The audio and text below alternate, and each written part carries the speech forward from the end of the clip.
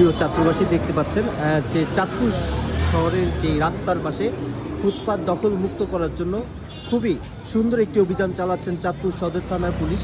দেখতে পাচ্ছেন একেবারে আসলে এই সকল ভ্যান গাড়ির জন্য প্রতিনিয়ত চাঁদপুর শহরে প্রচুর পরিমাণে যানজট সৃষ্টি হয়।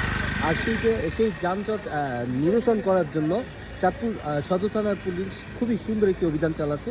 দেখতে পাচ্ছেন রাস্তার পাশে থাকা সকল ফুটপাতগুলো সরিয়ে দেওয়া হচ্ছে রাস্তার পাশ থেকে।